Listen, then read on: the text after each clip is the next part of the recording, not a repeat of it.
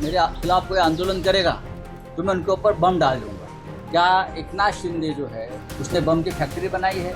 और ये तो सीधा बोलता है कि हम बम डालेंगे, हम तुमको मार देंगे, आपकी हत्या करेंगे, हमारे पास इतने हथियार है, मैंने इतने लोगों को पहले मारा है, उनको सबको अपने सिक्योरिटी के लिए बम दिए हैं, हैंड ग्रेनेड दिए हैं। क्या बम डालो ना, हम डरते हैं क्या?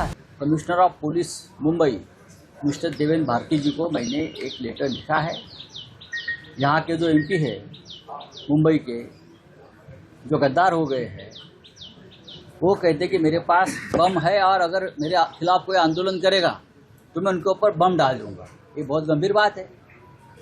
इस देश की हमारी फौज भी पाकिस्तान में अगर बम डालना है तो मोदी जी को पूछते हैं पहले, बम डालना है नहीं डालना। मोदी जी ट्रम्प को पूछते हैं क्या करना है, डालना है नहीं डालना है। और ये तो सीधा बोलता है कि हम बम डालेंगे, हम तुमको मार देंगे, आपकी हत्या करेंगे, हमारे पास इतने हथियार है, मैंने इतने लोगों को पहले मारा है। तो उनकी जांच होनी चाहिए। अगर आपके पास बम है तो बम आए कहाँ से? क्या एकनाथ शिंदे जो है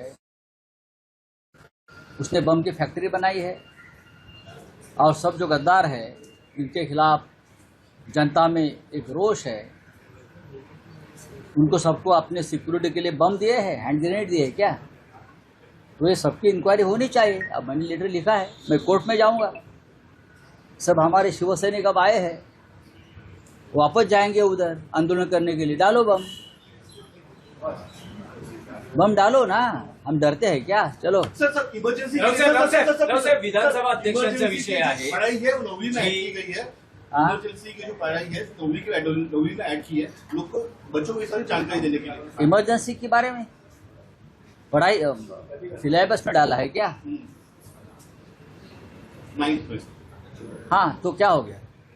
समझना चाहिए, जो इस प्रकार से बर्ताव करता है उनकी सत्ता चली जाती है। 12 साल से इस देश में इमरजेंसी है, 12 साल हो गए इस देश में इमरजेंसी है। इंदिरा गांधी ने किसी के पार्टी को नहीं तोड़ा, इंदिरा गांधी ने संविधान को खत्म नहीं किया।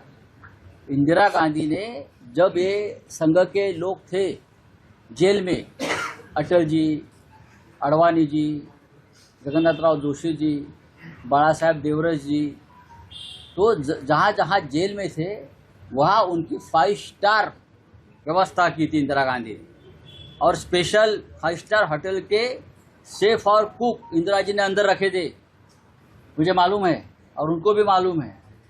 उसमें से कुछ लोगों ने इंदिरा जी की माफ़ी भी मांगी बाद में और इमरजेंसी का समर्थन किया, जिसमें बाला साहेब देवरस भी थे और भी लोग थे उस वक्त। लेकिन वो जमाना अब 50 साल हो गए। 12 साल से जो है बीजेपी सारे जो कोर्ट से ये ईडी है उनको काबे में ले चुकी है। अब इमरजेंसी है ना देश में, और क्या है? पढ़ाई कार्रवाई सारी किस सर देखिए। देखो, ये पढ़ाई का विषय नहीं है इमरजेंसी। इमरजेंसी का पढ़ाई का विषय एक व्यवस्था है।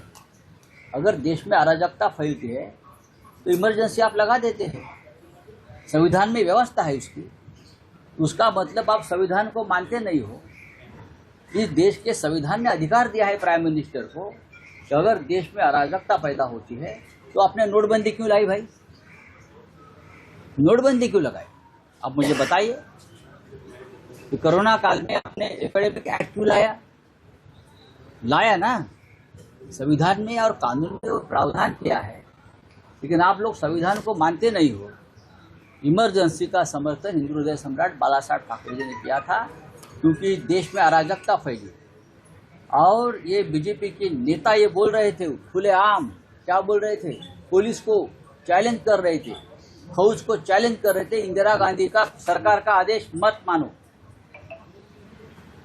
एक डिसिप्लिन फोर्स को ये बोल रहे थे कि आदेश मत मानो सरकार का। क्या मोदी जी के बारे में ऐसा कोई कहेगा कि प्रधानमंत्री के आदेश फौज ने नहीं मानने चाहिए, तो मोदी क्या करेंगे? क्या करेंगे? चरण सिंह की यह भाषा थी, जयप्रकाश नारायण की भाषा थी।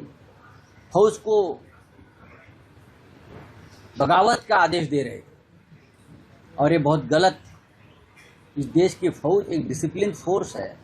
आप उनको कहेंगे कि इंदिरा गांधी के खिलाफ बगावत करो, देश के खिलाफ बगावत करो, तो इमरजेंसी क्या 10 इमरजेंसी आनी चाहिए। देश दुनिया की ताज़ा खबरें और वीडियोस के लिए अभी डाउनलोड करें पत्रिका ऐप।